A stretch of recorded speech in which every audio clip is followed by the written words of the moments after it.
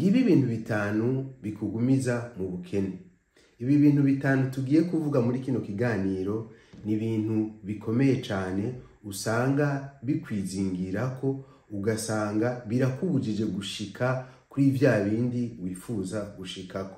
Birakubujije gukura ukaguma uzunguruka hahandi nyene waheza ukibaza ati mbega abandi babishitseko gute, mbega abandi batunze gute. Ni ibintu bikunda kwizingira ku bantu benshi ugasanga ntibashobora gukura. Kubisanzwe kugira ngo ushobore gushika ku butunzi birasaba sacrifice, birasaba guheba ibintu bimwe bimwe. Ego mendazi yuko guheba ibintu bimwe bimwe wamenyereye umaze mu imyaka hariho ibiba bigoye, ariko vyose bitangura bukebuke. Muramaze kubona yuko kugira ngo ushobore gufata urugendo bisaba yuko uva ku gitanda ukitegura hanyuma ugafata urwo rugendo rwawe. Nukuvuga yuko niwatangura gukora utuntu duto duto uzosanga utwo tuntu duto duto tugushikanye kure cyane. Tudatevye rero reka ndaguhe ikaze mu kiganiro. Jewe ni Jeff Habyarimana, nkaba ndagushimiye cyane yuko uciye umanuka ngaho hepfo ukagira subscribe kugira ngo udufate mu mugongo, hanyuma ukongera ukaactiva na cloche de notification, hanyuma niwumva ivyo turiko turavuga bikuryoheye uduhe na like kugira ngo arwe YouTube ibone yuko hariyo abantu bariko bararaba ibiganiro. Kandi ndabashimiye yuko mubaze kuba benshi. Pega gatebe ucuza wicare kugira ngo wumvirize, ntihagire ikintu na kimwe kigucika. Nimba wifuza gushika ku iterambere, nimba wifuza gushika ku butunzi. So, let's go.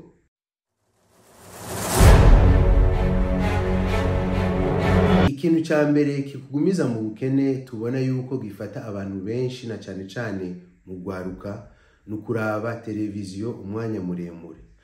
Ugasanga umuntu aricaye imbere ya televiziyo ariko araraba za telenovela, ariko araraba amaseri atandukanye. Ugasanga arashobora kwicara indwi yose yicaye imbere ya televiziyo ariko araraba seri kanaka canke ariko araraba telenovela. Muravyumva yuko ivyo bintu ari bibi cyane. Ni vya bintu vyonona ubuzima bwawe bukebuke. Wewe ukibaza yuko ari vyiza iyo wicaye abantu bakina amafilme bose ugasanga urazi amakuru yabo, ugasanga urazi amakuru y'abantu bakina umupira. Murabizi yuko abakobwa barashobora kuba bakunda amaseri n'amafilme, ariko abantu b'abagabo nabo usanga kenshi turiko turaraba umupira. Ugasanga urazi abakinyi batandukanye muri equipe ya Real Madrid, ama transfer yose azokogwa. Ugasanga urazi amakuru ku bakinyi batandukanye, ugasanga urazi iyava iwabo mu caro ava hariya kure, ugasanga urahazi. Ugasanga ufise amakuru ya mama wiwe, ugasanga ufise amakuru y'abasaza, ugasanga ufise amakuru ya equipe yose. Ugasanga mbere uriko uratanga n'impanuro n'ico boshobora gukora kugira ngo equipe ishobore gutsinda, canke iyi equipe yiriya ishobore gutsinda, canke iyindi equipe ishobore gutsinda. Ugasanga rero ivyo bintu uvyamamo imisi myinshi, ugasanga uvyamamo igihe kirekire, ugasanga ubimazemo imyaka myinshi. Burya kugira ngo ushobore kubaka ikintu birasaba umwanya. Nukuvuga yuko watanguye ikintu canke watanguye urugendo rwo gushaka kuja ahantu, biragusaba yuko uwo mwanya wahora uhebera televiziyo ushobora kuwuhebera business yawe, canke ushobora kuwuhebera ikigwa kanaka gishobora kugufasha kugira ngo ushobore gutangura ya business yawe. Rero usanga ngaho iwacu muri Afrika dusamara cyane, umwanya mwinshi tuwutakaza kuri televiziyo. Mbega murazi yuko abatunzi benshi usanga badafise televiziyo. Uzorabe n'ibintu bikomakomeye kenshi ntibica kuri televiziyo. Nk'ama publicité akomakomeye y'amamodoka ahambaye agugwa amafaranga menshi ntashobora guca kuri televiziyo. Kenshi tuzibona mu mafilme nyene, kenshi tuzibona mu mafilme, ariko ntuzobona publicité par exemple ya Mercedes Benz canke ya Lamborghini ica kuri televiziyo. Kubera iki badashobora kugira publicité ya Mercedes Benz canke ya Lamborghini kuri izi televiziyo zisanzwe? Ni kubera bazi yuko izi televiziyo ko abantu baziraba ata amafaranga bafise.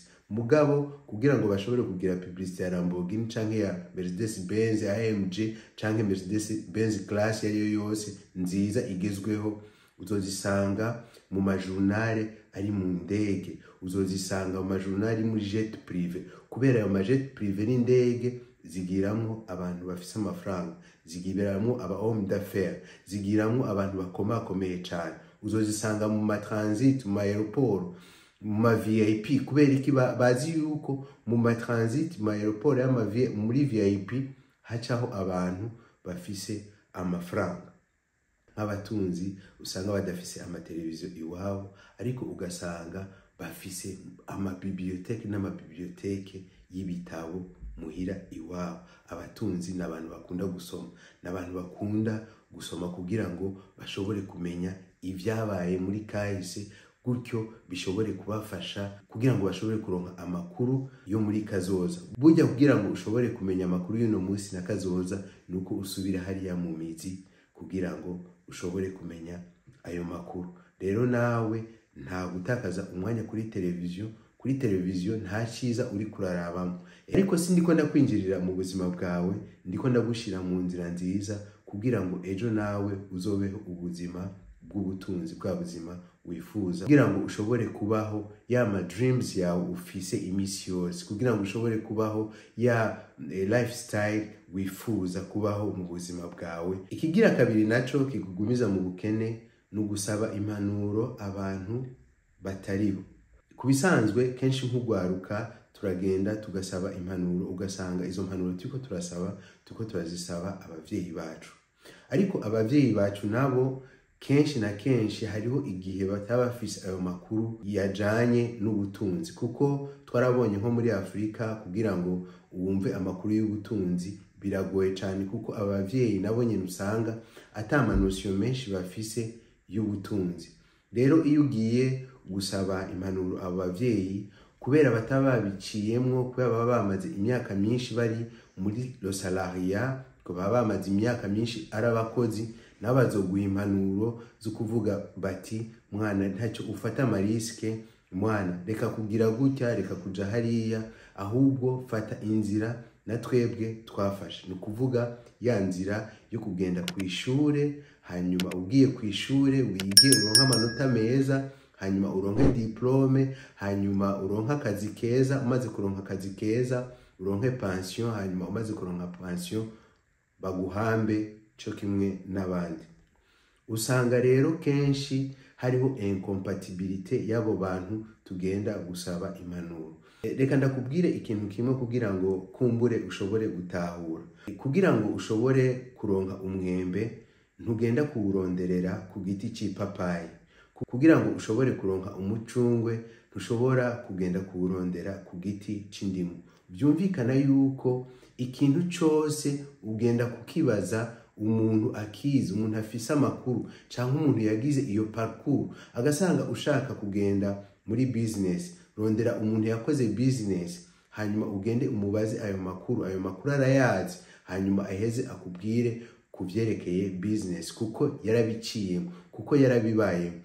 Umviriza ndakubwire, iyumvire nk'ubu ugiye kubaza umuganga abaga ibintu byo munda, dufate yuko ari umuganga abaga nk'isogi zo munda, hanyuma ukamubwira ngo ashobore gutabara iryinyo ryo bari rikorera kurya, canke ashobore gutabara ijisho ryo bari kubangamiye. Usanga uwo muntu egome naho afise ubwenge, naho ari brillant, usanga vy'ukuri aguhaye impanuro zitarizo, kubera ntari muri bya bindi.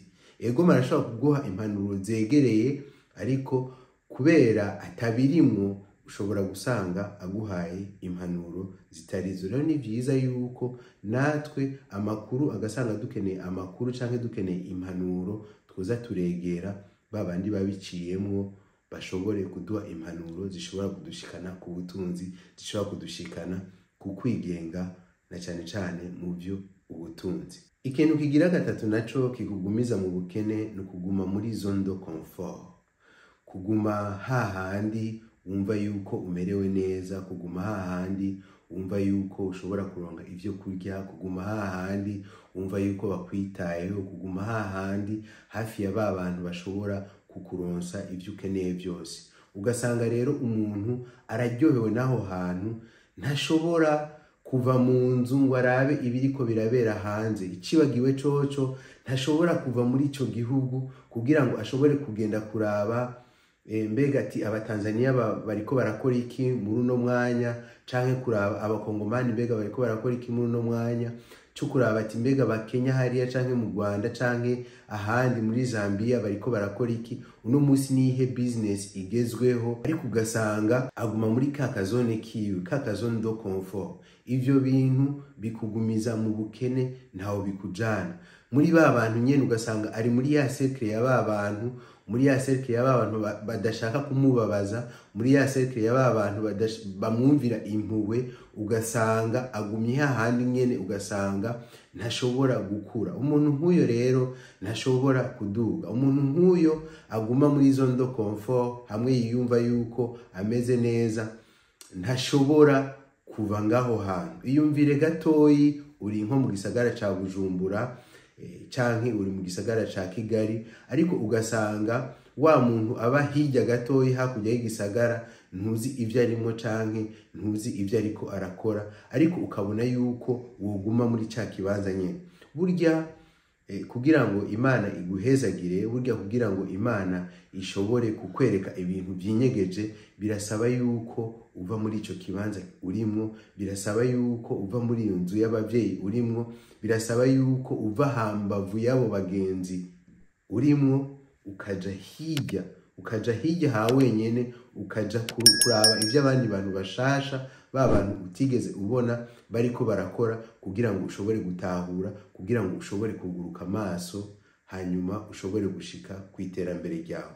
Agasanga rero wifuza gushika ku butunzi, agasanga wifuza gushika kwiterambere, nuve muri iyo zone de confort.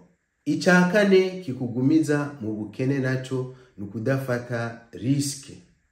Burya abakene benshi, reka tubivuge gutyo, ndabizi yuko ari jambo riri un peu cruel, ariko reka ndabikubwire, abakene benshi ntibakunda gufata riske. Burya gufata riske ndabizi yuko ari ibintu biteranya ubwoba, ni ibintu bikuranamo umutima. Jewe narigeze gufata riske, ariko iyo riske yari nyinshi cyane, novuga yuko yari nyinshi cyane, novuga yuko naho nyene yanyigishije ibintu byinshi cyane utokwibaza. Uno munsi ndafise mindset iri calm, ndafise mindset itajana n'ibishobisho, ndafise mindset yo gutahura yuko mu buzima urashobora gufata riske, ariko ugafata riske ziri calculé. Uno munsi agasanga ufise imiliyoni 5 imbere yo kuja mu kintu, egome ugafata riske, birasaba yuko umanza kuronka amakuru ajanye n'ico kintu. Kenshi rero abantu barakunda gufata riske kubera bumvise yuko inyungu ari nyinshi, ugasanga arafashe twaduhera twiwe twose asize muri ico kintu. Ariko kenshi kuba udafise amakuru naho ni bibi cyane. Ni vyiza kufata riske ziri calculé, ni vyiza yuko ufata riske wamanje kwiyumvira, wamanje kwigako, ukavuga ati aya mafaranga naho ndashyize muri kino kintu ntibizotuma ngwayo, ntibizotuma nca mperayo, ariko ndafise plan B nshobora gukora, kumbure ibi ni vyanka ndashobora gucanja mu bindi. Ariko umukene wewe ntazokwigera afata riske, nukuvuga azoba afise amafaranga yiwe, hanyuma niyamara kuyakira azofata ayo mafaranga agende kuyahamba muri bank kuri konte yiwe, ntazokwigera afata riske ngo ayo mafaranga ashobore kuyagwiza. Sinzi yuko mwibuka ba bantu batatu wa mutunzi yabaha amataranto kugira ngo abarabire, hanyuma azogaruka mu yindi myaka kugira ngo arabe ukuntu bizoba bimeze, canke kugira ngo arabe ukuntu bazoba bigenjeje. Murabizi yuko hariyo uwayihambye ngo yatinye ngo yuko yoboye mwiba, ngo yatinye yuko, urumva ujya muntu yatinye gufata iki, yatinye gufata riske. Kijya n'ikintu gishobora kutwigisha cyane, ariko murabizi yuko hariho n'abandi bafashe bakagenda bakazicuruza bakaronka izindi, bararonse inyungu. Byumvikana yuko rero kudafata riske bikugumiza mu bukene, bikugumiza hahandi nyene, ntibituma ukura, ntibituma ushika ku butunzi. Mu Gifaransa bavuga ngo qui ne risque rien n'a rien. Burya abantu benshi naho kubisanzwe banka gufata amariske, hajya kuryama ni riske ubufashe kuko ntubuzi yuko ushobora kuvyuka ukaja mwibarabara, ni riske ubufashe kuko ntubuzi neza yuko uza kugaruka. Burya ikintu cyose no gufungura mbere ni riske kuko ntubuzi ibyo ufunguye ko biza kukumerera neza canke biza kukumerera nabi.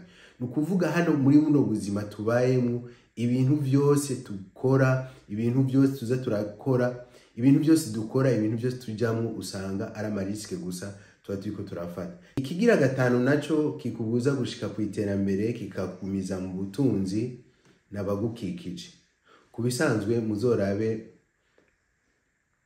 muzorabe abakene kenshi usanga bakikujwe n'abantu benshi. Ugasanga umuntu ari muri groupe y'abantu 30, ari muri groupe y'abantu 40, bama basangira ibiyeri, bama basangira hirya no hino, ugasanga bari mu association, ugasanga bari mu duki, ugasanga bari mu tuntu, ugasanga bari mu tuntu tugufashanya, ari ugasanga ntibashobora gufashanya gutangura business.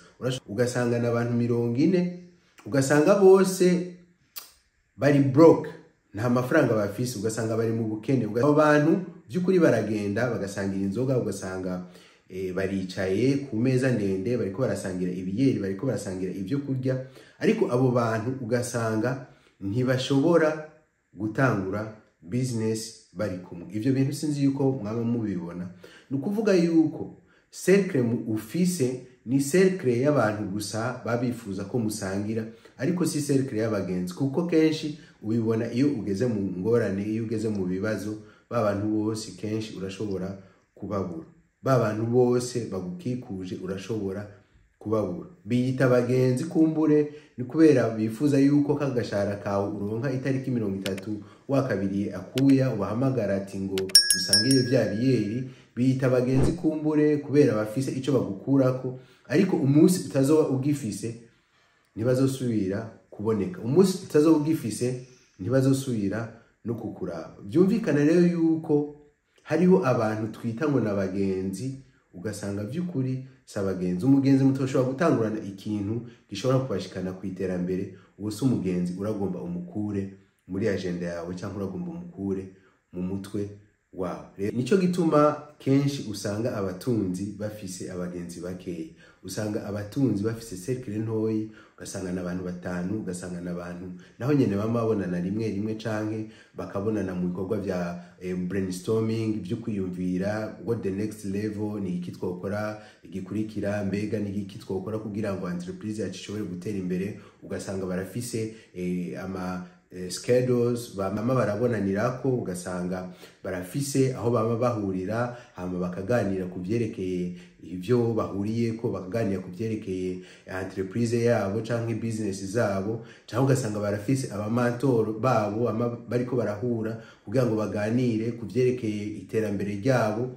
Ariko abakene igihe baba bicaye kenshi usanga bariko baranywa, usanga bariko baravugana ibiganiro biri cheap, ugasanga bariko baravugana iby'abagore, ugasanga bariko baravugana iby'abakobwa, ugasanga bariko baravuga abantu, ugasanga bariko baravuga ibintu bitandukanye biri cheap. Ariko kenshi na kenshi abatunzi iyo bicaye bakunda kuganira ibintu by'ivyimviro, bakunda kuganira sur la technologie, ku bintu bigezweho byo ushobora kubafasha kugira ngo ama business yabo canke ivyo bagezwemo bishobore kubafasha.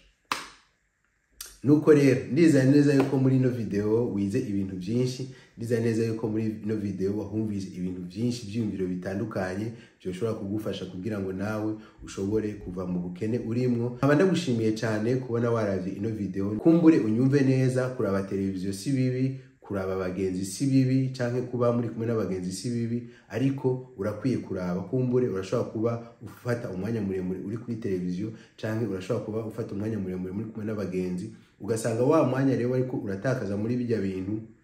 Kumbure bari gukoresha ibindi bintu byo gufasha kugira ngo ubandanye kuduga, ubandanye gushika ku iterambere. So wo kuraba ni wowe kuvyiga, ukaraba ukuntu uteza kwiyorganiza kugira ngo ibintu byawe bishobore kugenda neza, kugira ngo business yawe uri kurakora canke ivyo uri kurakora byose bishobore gutera biduga. Ko twaravuze yuko kenshi ivy'Imana yaremye byose birakura. Twarigiye ku mwana mutoyi aravuka, agatambuka, akavura, akagira gute, akaduga. Murabona byose ko bikura. N'igiti kirakura nuko nyene. Ibintu byose murabona yuko bikura. So twigira ku bintu byinshi kandi izaya neza yuko ari ibintu byinshi twama twigira hano. Hanyuma nkaba ndagushimiye cyane. So God bless you. Ndizaya neza yuko ino video uyipartagije ku bagenzi bawe batatu, uyipartagije ku bagenzi bawe bane, byo bari byiza kugira ngo nabo bumve zino mpanuro ziri muri ino video, kugira ngo zishobore kubafasha mu byo bariko barakora, mu byo barimwo, kugira ngo bashobore gushika ku iterambere ryabo. So agasanga utabikoze gira subscribe, wongere uduhe like kuri ino video. Kandi amwa tuzosubira mu yindi video atuzatiko turavuga mu bindi bintu bishobora kugufasha kugira ngo ushobore gushika ku butunzi bwawe. See you next time.